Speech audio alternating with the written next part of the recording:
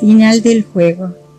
Con Leticia y Yolanda íbamos a jugar a las vías del Central Argentino los días de calor, esperando que mamá y tía Ruth empezaran su siesta para escaparnos por la Puerta Blanca.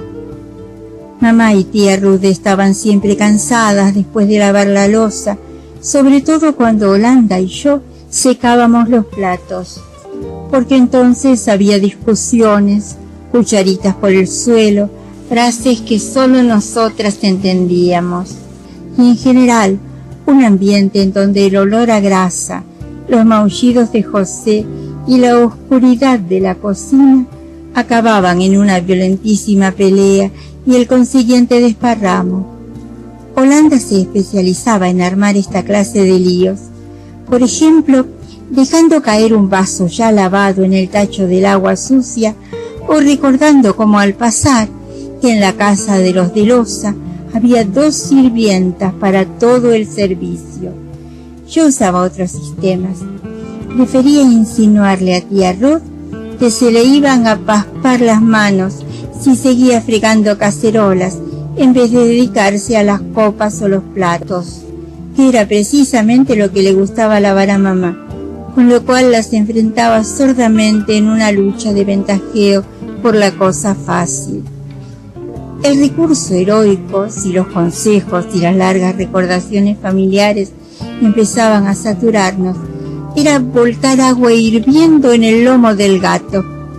Es una gran mentira eso del gato escaldado, salvo que haya que tomar al pie de la letra la referencia al agua fría, porque de la caliente José no se alejaba nunca, y hasta parecía ofrecerse, pobre animalito, a que le volcáramos media taza de agua a 100 grados o poco menos, bastante menos probablemente, porque nunca se le caía el pelo.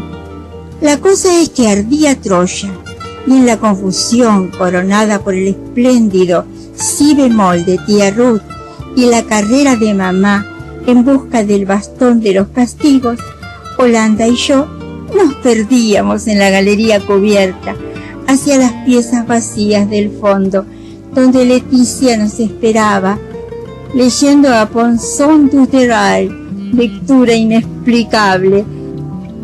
Por lo regular mamá nos perseguía un buen trecho, pero las ganas de rompernos la cabeza se le pasaban con gran rapidez, y al final habíamos trancado la puerta y le pedíamos perdón con emocionantes partes teatrales. Se cansaba y se iba repitiendo la misma frase: acabarán en la calle estas malnacidas. Donde acabábamos era en las vías del Central Argentino, cuando la casa quedaba en silencio y veíamos al gato tenderse bajo el limonero para hacer él también su siesta perfumada y zumbante de avispas. Abríamos despacio la puerta blanca y al cerrarla otra vez era como un viento, una libertad que nos tomaba de las manos y de todo el cuerpo y nos lanzaba hacia adelante. Entonces corríamos buscando impulso para trepar de un envión al breve talud del ferrocarril. Encaramadas sobre el mundo contemplábamos silenciosas nuestro reino. Nuestro reino era así. Una gran curva de las vías acababa su comba justo frente a los fondos de nuestra casa. No había más que el balasto, los durmientes y la doble vía, pasto ralo y estúpido entre los pedazos de adoquín donde la mica, el cuarzo y el fe del pasto, que son los componentes del granito, brillaban como diamantes legítimos contra el sol de las 2 de la tarde.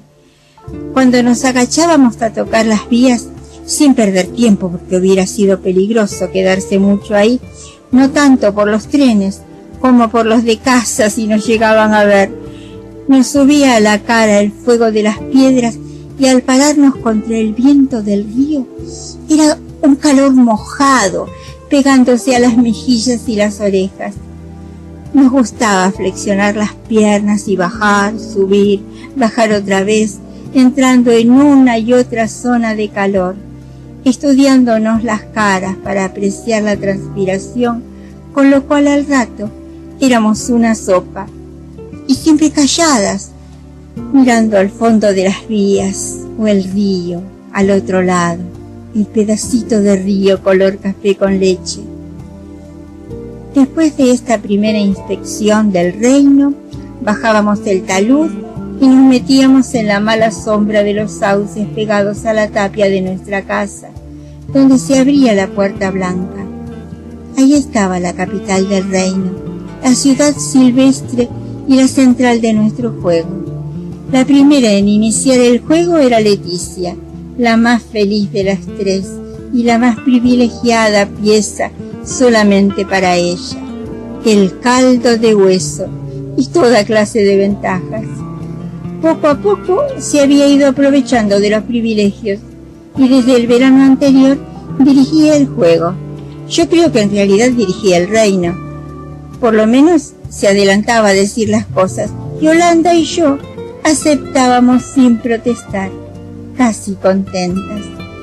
Es probable que las largas conferencias de mamá sobre cómo debíamos portarnos con Leticia hubieran hecho su efecto, o simplemente que la queríamos bastante y no nos molestaba que fuese la jefa. Lástima que no tenía aspecto para jefa. Era la más baja de las tres y tan flaca.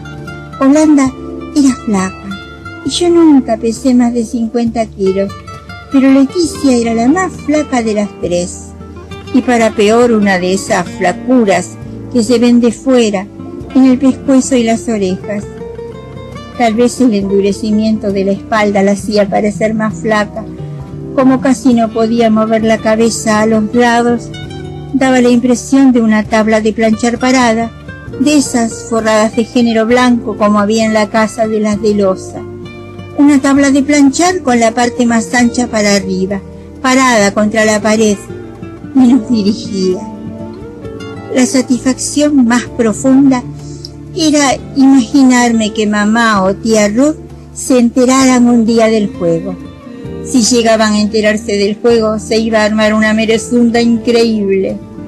El si bemol y los desmayos, las inmensas protestas de devoción y sacrificio malamente recompensados, el amontonamiento de invocaciones a los castigos más célebres para rematar con el anuncio de nuestros destinos, que consistían en que las tres terminaríamos en la calle.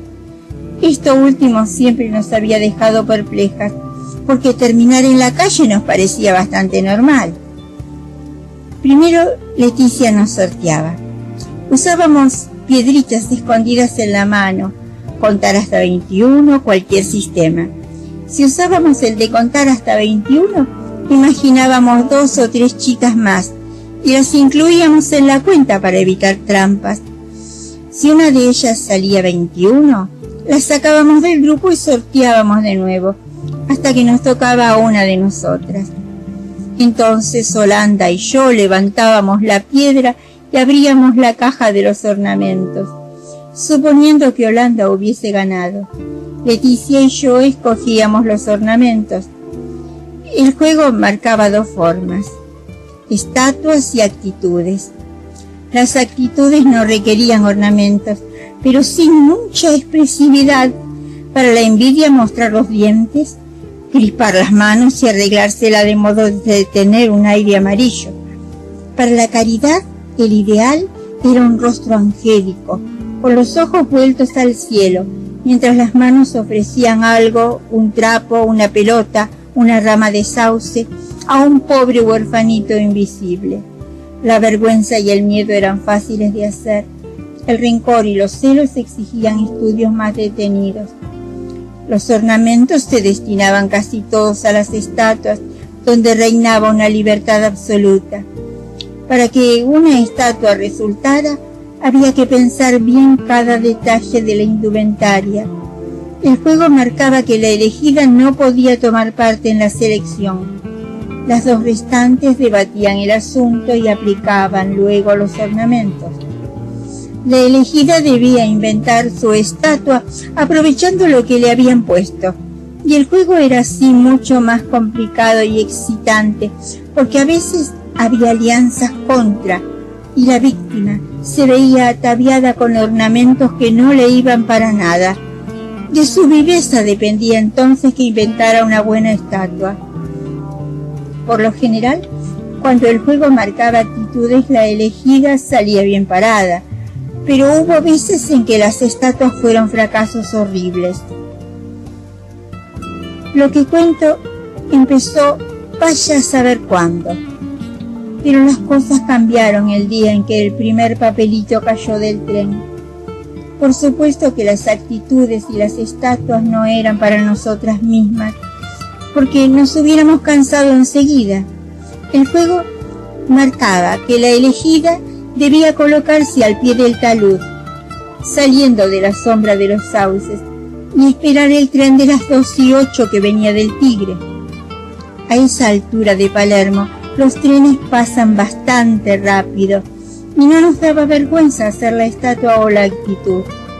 Casi no veíamos a la gente de las ventanillas, pero con el tiempo llegamos a tener práctica y sabíamos que algunos pasajeros esperaban vernos. Un señor de pelo blanco y anteojos de carey sacaba la cabeza por la ventanilla y saludaba a la estatua o la actitud con el pañuelo. Los chicos que volvían del colegio sentados en los estribos gritaban cosas al pasar, pero algunos se quedaban serios mirándonos. En realidad, la estatua o la actitud no veía nada por el esfuerzo de mantenerse inmóvil, pero las otras dos bajo los sauces analizaban con gran detalle el buen éxito o la indiferencia producidos. Fue un martes cuando cayó el papelito al pasar el segundo coche. Cayó muy cerca de Holanda, que ese día era la maledicencia, y rebotó hasta mí. Era un papelito muy doblado y sujeto a una tuerca, con letra de varón y bastante mala, decía: muy lindas estatuas. Viajo en la tercera ventanilla del segundo coche. Ariel B. Nos pareció un poco seco con todo ese trabajo de atarle la tuerca y tirarlo, pero nos encantó. Sorteamos para saber quién se lo quedaría y me lo gané. Al otro día ninguna quería jugar para poder ver cómo era Ariel B, pero temimos que interpretara mal nuestra interrupción, de manera que sorteamos y ganó Leticia. Nos alegramos mucho con Holanda porque Leticia era muy buena como estatua, pobre criatura. La parálisis no se notaba estando quieta y ella era capaz de gestos de una enorme nobleza. Como actitudes elegía siempre la generosidad, el sacrificio y el renunciamiento. Como estatuas buscaba el estilo de Venus de la Sala que tía Ruth llamaba la Venus del Nilo. Por eso le elegimos ornamentos especiales, para que Ariel se llevara una buena impresión. Le pusimos un pedazo de terciopelo verde a manera de túnica y una corona de sauce en el pelo. Como andábamos de manga corta, el efecto griego era grande. Leticia se ensayó un rato a la sombra y decidimos que nosotras nos asomaríamos también y saludaríamos a Ariel con discreción pero muy amables. Leticia estuvo magnífica, no se le movía ni un dedo cuando llegó el tren. Como no podía girar la cabeza, la echaba para atrás, juntando los brazos al cuerpo, casi como si le faltaran. Aparte, el verde de la túnica era como mirar la Venus del Nilo. En la tercera ventanilla vimos a un muchacho de rulos rubios y ojos claros que nos hizo una gran sonrisa al descubrir que Holanda y yo lo saludábamos. El tren se lo llevó en un segundo, pero eran las 4:30 y todavía discutíamos si vestía de oscuro, si llevaba corbata roja y si era odioso o simpático. El jueves yo hice la actitud del desaliento y recibimos otro papelito que decía: las tres me gustan mucho, Ariel. Ahora él sacaba la cabeza y un brazo por la ventanilla y nos saludaba riendo. Le calculamos 18 años, seguras que no tenía más de 16, y convinimos en que volvía diariamente de algún colegio inglés. Lo más seguro de todo era el colegio inglés. No aceptábamos un incorporado cualquiera. Se vería que Ariel era muy bien. Pasó que Holanda tuvo la suerte increíble de ganar 3 días seguidos, superando 6 solas actitudes del desengaño y el latrocinio, y una estatua dificilísima de bailarina, sosteniéndose en un pie desde que el tren entró en la curva. Al otro día gané yo, y después de nuevo. Cuando estaba haciendo la actitud del horror, recibí casi en la nariz un papelito de Ariel que al principio no entendimos. La más linda es la más haragana. Leticia fue la última en darse cuenta. La vimos que se ponía colorada y se iba a un lado, y Holanda y yo nos miramos con un poco de rabia. Lo primero que se nos ocurrió sentenciar fue que Ariel era un idiota. Pero no podíamos decirle eso a Leticia, pobre ángel, con su sensibilidad y la cruz que llevaba encima. Ella no dijo nada, pero pareció entender que el papelito era suyo y se lo guardó. Ese día volvimos bastante calladas a casa y por la noche no jugamos juntas. En la mesa Leticia estuvo muy alegre, le brillaban los ojos y mamá miró 1 o 2 veces a tía Ruth, como poniéndola de testigo de su propia alegría. En aquellos días estaban ensayando un nuevo tratamiento fortificante para Leticia, y por lo visto era una maravilla lo bien que le sentaba. Antes de dormirnos, Holanda y yo hablamos del asunto. No nos molestaba el papelito de Ariel. Desde un tren andando las cosas se ven como se ven. Pero nos parecía que Leticia se estaba aprovechando demasiado de su ventaja sobre nosotras. Sabía que no le íbamos a decir nada, y que en una casa donde hay alguien con algún defecto físico y mucho orgullo, todos juegan a ignorarlo, empezando por el enfermo, o más bien se hacen los que no saben que el otro sabe. Pero tampoco había que exagerar, y la forma en que Leticia se había portado en la mesa, o su manera de guardarse el papelito, era demasiado. Esa noche yo volví a soñar mis pesadillas con trenes. Anduve de madrugada por enormes playas ferroviarias cubiertas de vías llenas de empalmes, viendo a distancia las luces rojas de locomotoras que venían, calculando con angustia si el tren pasaría a mi izquierda, y a la vez amenazada por la posible llegada de un rápido a mi espalda o, lo que era peor, que a último momento uno de los trenes tomara uno de los desvíos y se me viniera encima. Pero de mañana me olvidé, porque Leticia amaneció muy dolorida y tuvimos que ayudarla a vestirse. Nos pareció que estaba un poco arrepentida de lo de ayer y fuimos muy buenas con ella, diciéndole que esto le pasaba por andar demasiado y que tal vez lo mejor sería que se quedara leyendo en su cuarto. Ella no dijo nada, pero vino a almorzar a la mesa y a las preguntas de mamá contestó que ya estaba muy bien y que casi no le dolía la espalda. Se lo decía y nos miraba. Esa tarde gané yo, pero en ese momento me vino no sé qué y le dije a Leticia que le dejaba mi lugar. Claro que sin darle a entender por qué, ya que el otro la prefería que la mirara hasta cansarse. Como el juego marcaba estatua, le elegimos cosas sencillas para no complicarle la vida, y ella inventó una especie de princesa china con aire vergonzoso, mirando al suelo y juntando las manos como hacen las princesas chinas. Cuando pasó el tren, Holanda se puso de espaldas bajo los sauces, pero yo miré y vi que Ariel no tenía ojos más que para Leticia. La siguió mirando hasta que el tren se perdió en la curva y Leticia estaba inmóvil. Yo sabía que él acababa de mirarla así. Pero cuando vino a descansar bajo los sauces, vimos que sí sabía y que le hubiera gustado seguir con los ornamentos toda la tarde, toda la noche. El miércoles sorteamos entre Holanda y yo porque Leticia nos dijo que era justo que ella se saliera. Ganó Holanda con su suerte maldita, pero la carta de Ariel cayó de mi lado.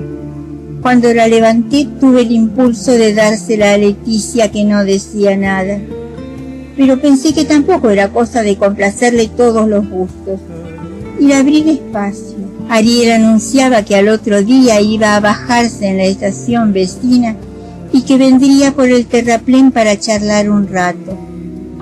Todo estaba terriblemente escrito, pero la frase final era hermosa. Saludo a las 3 estatuas muy atentamente. La firma parecía un garabato, aunque se notaba la personalidad. Mientras le quitábamos los ornamentos a Holanda, Leticia me miró 1 o 2 veces. Yo les había leído el mensaje y nadie hizo comentarios, lo que resultaba molesto porque al fin y al cabo Ariel iba a venir y había que pensar en esa novedad y decidir algo. Si en casa se enteraban o por desgracia alguna de las de Loza le daba por espiarnos, con lo envidiosas que eran esas enanas, seguro que se iba a armar la merezunda. Además era muy raro quedarnos calladas con una cosa así, sin mirarnos casi, mientras guardábamos los ornamentos y volvíamos por la puerta blanca. Tía Ruth nos pidió a Holanda y a mí que bañáramos a José. Se llevó a Leticia para hacerle el tratamiento y por fin pudimos desahogarnos tranquilas. Nos parecía maravilloso que viniera Ariel. Nunca habíamos tenido un amigo así. A nuestro primo Tito no lo contábamos. Un tilingo que juntaba figuritas y creía en la primera comunión. Estábamos nerviosísimas con la expectativa y José pagó el pato, pobre ángel. Holanda fue más valiente y sacó el tema de Leticia. Yo no sabía qué pensar. De un lado me parecía horrible que Ariel se enterara, pero también era justo que las cosas se aclararan porque nadie tiene por qué perjudicarse a causa de otro. Lo que yo hubiera querido es que Leticia no sufriera. Bastante cruz tenía encima y ahora con el nuevo tratamiento y tantas cosas. A la noche mamá se extrañó de vernos tan calladas y dijo, ¡qué milagro! Si nos habían comido la lengua los ratones. Después miró a tía Ruth y las dos pensaron, seguro que habíamos hecho alguna gorda y que nos remordía la conciencia. Leticia comió muy poco y dijo que estaba dolorida, que la dejaran ir a su cuarto a leer Rocambole. Holanda le dio el brazo, aunque ella no quería mucho, y yo me puse a tejer, que es una cosa que me viene cuando estoy nerviosa. 2 veces pensé ir al cuarto de Leticia. No me explicaba qué hacían estas dos ahí solas, pero Holanda volvió con aire de gran importancia y se quedó a mi lado sin hablar hasta que mamá y tía Ruth levantaron la mesa. Ella no iba a ir mañana. Escribió una carta y dijo que si él preguntaba mucho se la demos. Entornando el bolsillo de la blusa me hizo ver un sobre violeta. Después nos llamaron para secar los platos y esa noche nos dormimos casi enseguida por todas las emociones y el cansancio de bañar a José.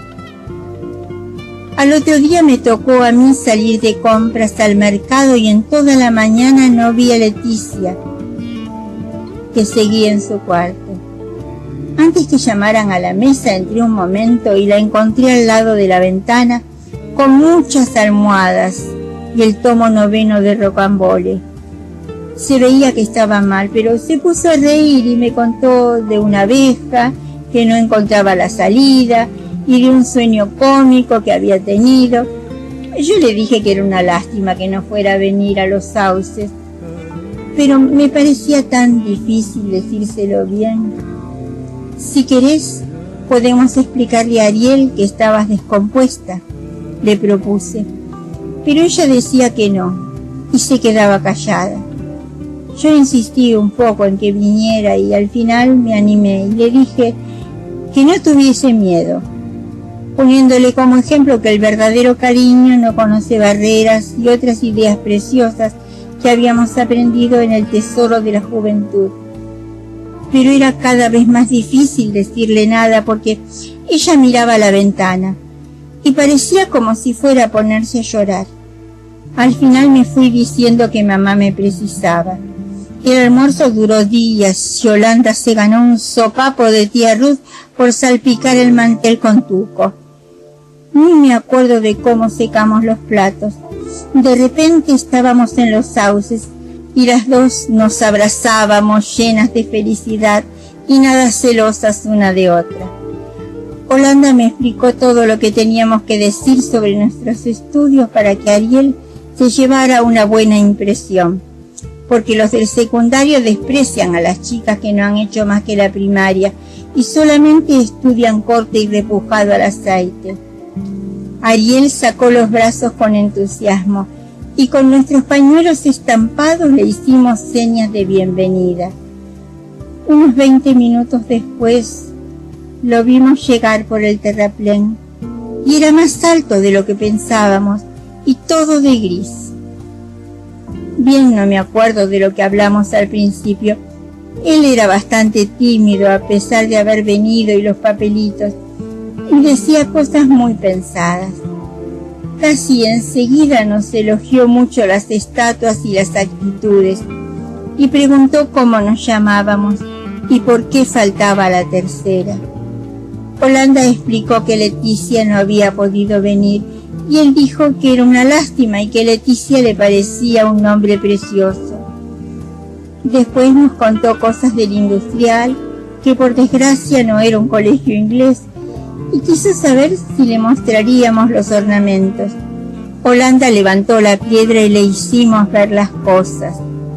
A él parecían interesarle mucho, y varias veces tomó alguno de los ornamentos y dijo: «Este lo llevaba Leticia un día», o «Este fue para la estatua oriental», con lo que quería decir la princesa china.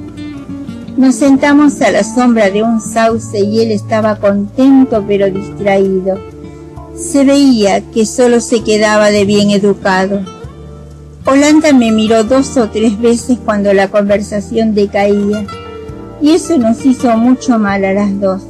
Nos dio deseos de irnos, o que Ariel no hubiera venido nunca. Él preguntó otra vez si Leticia estaba enferma. Yolanda me miró y yo creí que iba a decirle, pero en cambio contestó que Leticia no había podido venir. Con una ramita Ariel dibujaba cuerpos geométricos en la tierra y de cuando en cuando miraba la puerta blanca, y nosotras sabíamos lo que estaba pasando. Por eso Yolanda hizo bien en sacar el sobre violeta y alcanzárselo, y él se quedó sorprendido con el sobre en la mano. Después se puso muy colorado mientras le explicábamos que eso se lo mandaba Leticia, y se guardó la carta en el bolsillo de adentro del saco sin querer leerla delante de nosotras. Casi enseguida dijo que había tenido un gran placer y que estaba encantado de haber venido, pero su mano era blanda y antipática, de modo que fue mejor que la visita se acabara, aunque más tarde no hicimos más que pensar en sus ojos grises y en esa manera triste que tenía de sonreír. También nos acordamos de cómo se había despedido diciendo «hasta siempre», una forma que nunca habíamos oído en casa y que nos pareció tan divina y poética. Todo se lo contamos a Leticia, que nos estaba esperando debajo del limonero del patio. Y yo hubiese querido preguntarle qué decía su carta, pero me dio no sé qué, porque ella había cerrado el sobre antes de confiárselo a Yolanda. Así que no le dije nada y solamente le contamos cómo era Ariel y cuántas veces había preguntado por ella. Eso no era nada fácil de decírselo porque era una cosa linda y mala a la vez. Nos dábamos cuenta que Leticia se sentía muy feliz y al mismo tiempo estaba casi llorando, hasta que nos fuimos diciendo que tía Ruth nos precisaba y la dejamos mirando a las avispas del limonero. Cuando íbamos a dormirnos esa noche, Yolanda me dijo: vas a ver que mañana se acaba el juego. Pero se equivocaba, aunque no por mucho, y al otro día Leticia nos hizo la seña convenida en el momento del postre.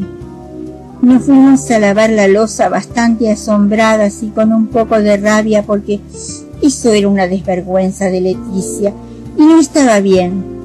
Ella nos esperaba en la puerta y casi nos morimos de miedo cuando al llegar a los sauces vimos que sacaba del bolsillo el collar de perlas de mamá y todos los anillos, hasta el grande con rubí de tía Ruth.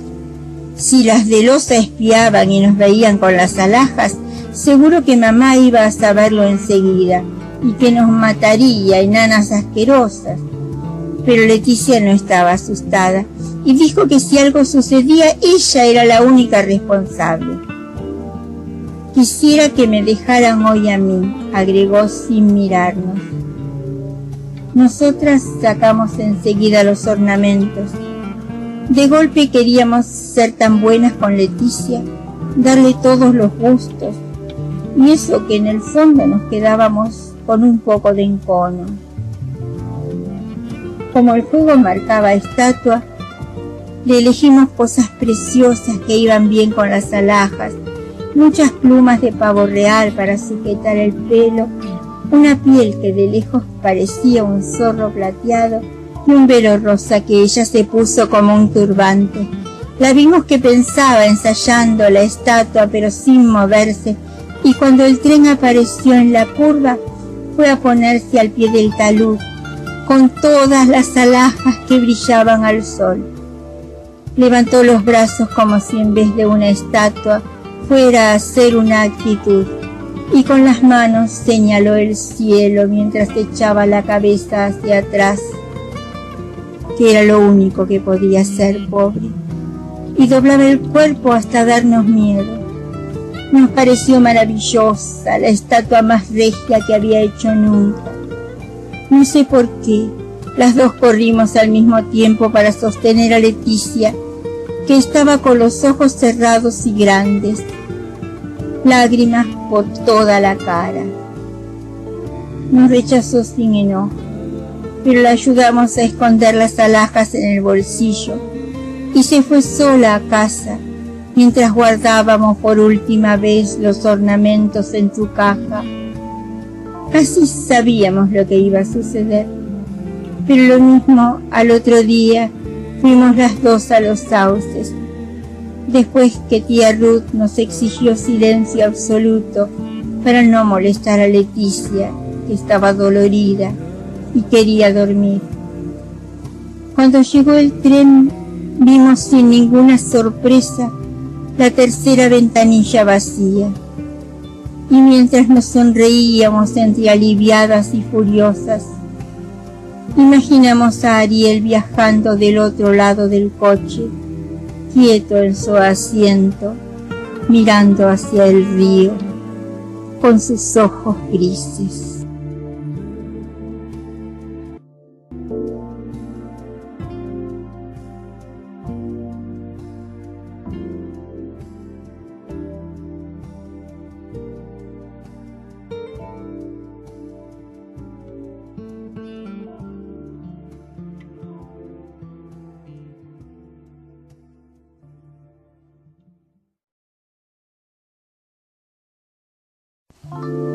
Final del juego. Con Leticia y Yolanda íbamos a jugar a las vías del Central Argentino los días de calor, esperando que mamá y tía Ruth empezaran su siesta para escaparnos por la Puerta Blanca. Mamá y tía Ruth estaban siempre cansadas después de lavar la loza, sobre todo cuando Yolanda y yo secábamos los platos, porque entonces había discusiones, cucharitas por el suelo, frases que solo nosotras entendíamos, y en general un ambiente en donde el olor a grasa, los maullidos de José y la oscuridad de la cocina acababan en una violentísima pelea y el consiguiente desparramo. Holanda se especializaba en armar esta clase de líos. Por ejemplo, dejando caer un vaso ya lavado en el tacho del agua sucia, o recordando como al pasar que en la casa de los de Loza había 2 sirvientas para todo el servicio. Yo usaba otros sistemas. Prefería insinuarle a tía Ruth que se le iban a paspar las manos si seguía fregando cacerolas en vez de dedicarse a las copas o los platos, que era precisamente lo que le gustaba lavar a mamá, con lo cual las enfrentaba sordamente en una lucha de ventajeo por la cosa fácil. El recurso heroico, si los consejos y las largas recordaciones familiares empezaban a saturarnos, era volcar agua hirviendo en el lomo del gato. Es una gran mentira eso del gato escaldado, salvo que haya que tomar al pie de la letra la referencia al agua fría, porque de la caliente José no se alejaba nunca, y hasta parecía ofrecerse, pobre animalito, a que le volcáramos media taza de agua a 100 grados o poco menos, bastante menos probablemente, porque nunca se le caía el pelo.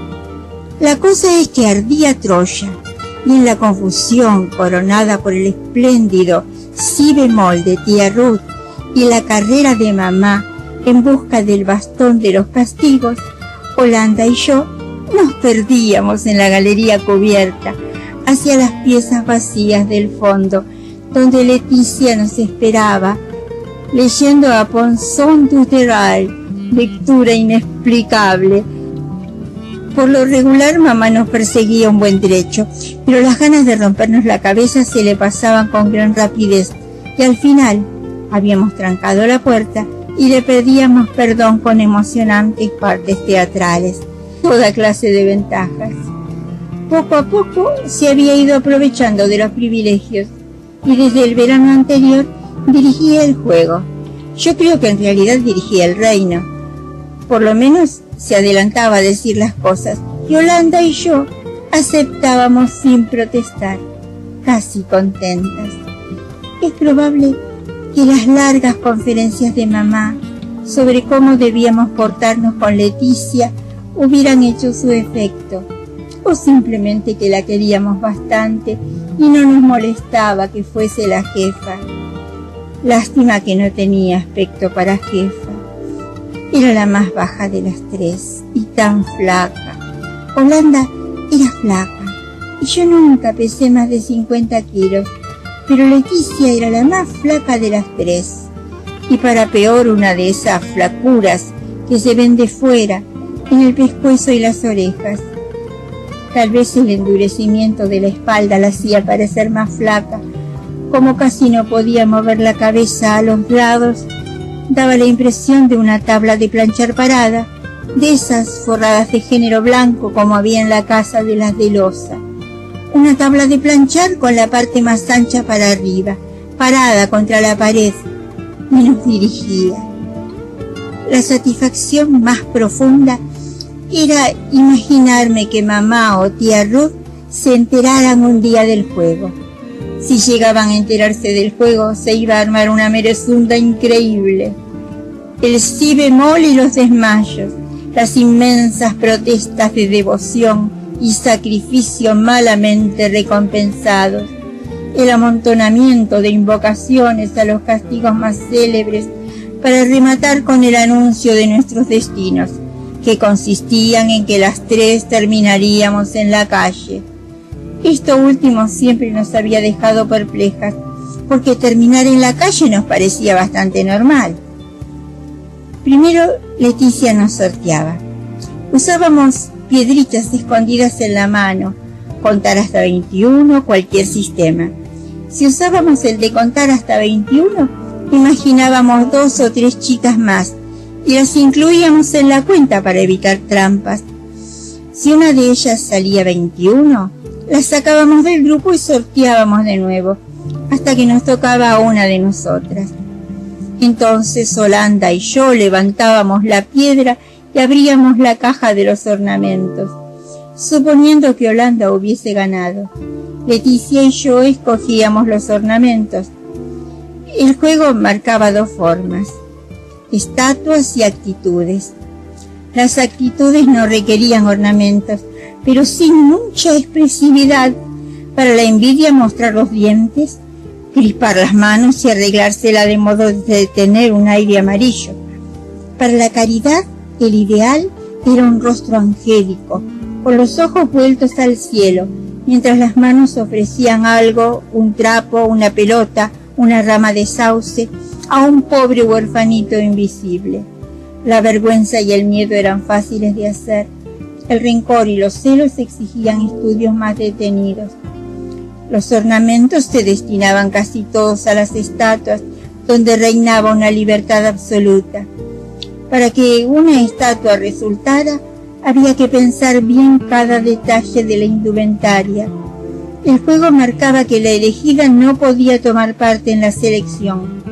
Las dos restantes debatían el asunto y aplicaban luego los ornamentos. La elegida debía inventar su estatua aprovechando lo que le habían puesto.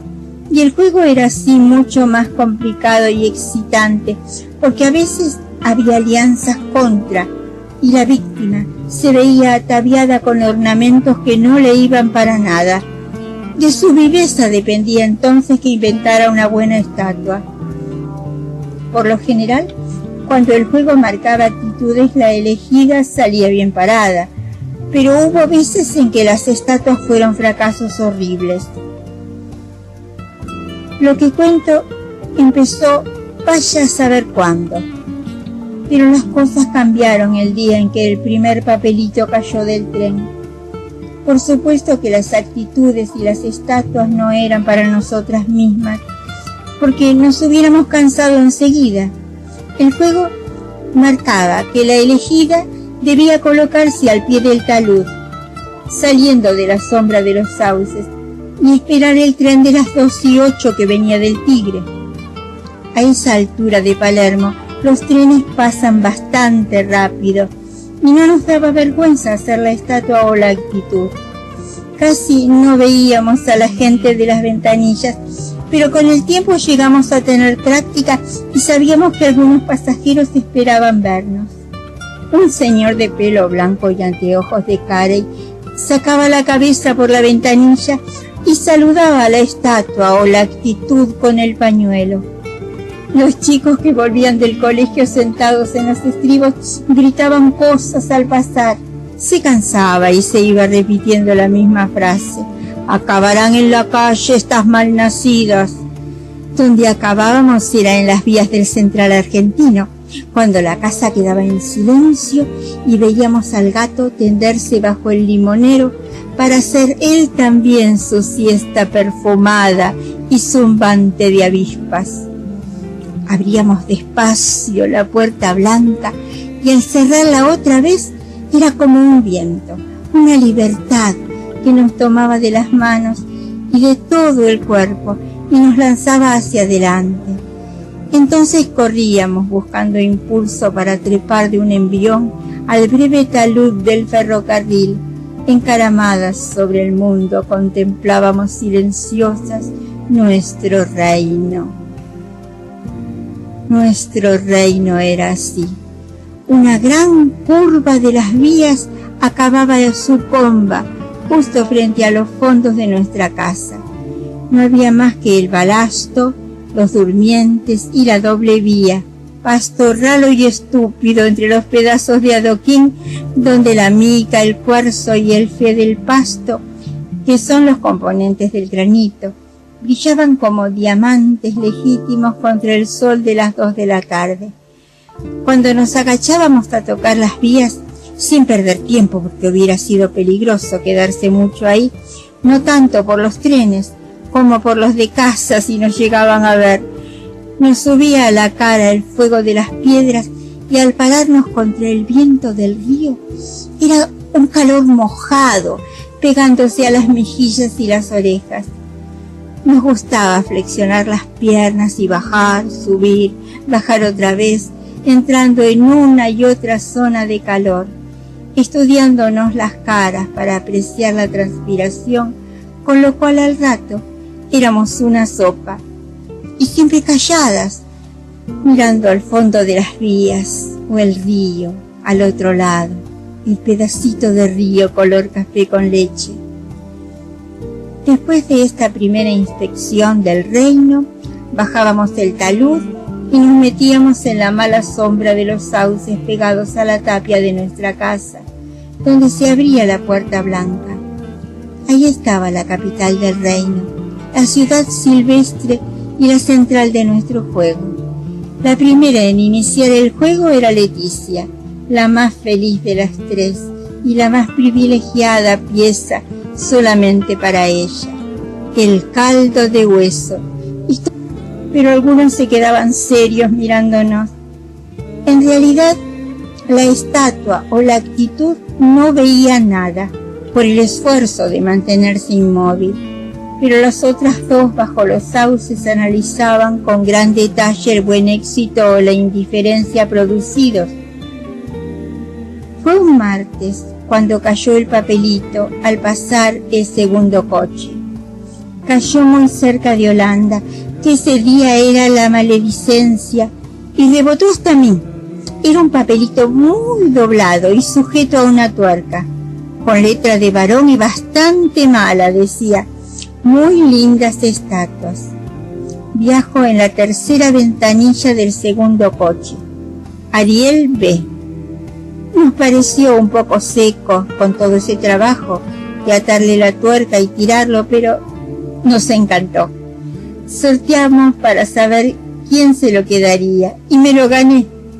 Al otro día ninguna quería jugar para poder ver cómo era Ariel B, pero temimos que interpretara mal nuestra interrupción, de manera que sorteamos y ganó Leticia. Nos alegramos mucho con Yolanda porque Leticia era muy buena como estatua, pobre criatura. La parálisis no se notaba estando quieta y ella era capaz de gestos de una enorme nobleza.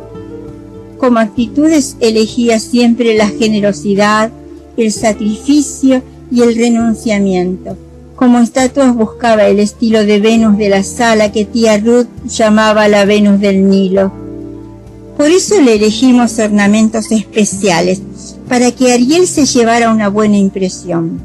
Le pusimos un pedazo de terciopelo verde a manera de túnica y una corona de sauce en el pelo.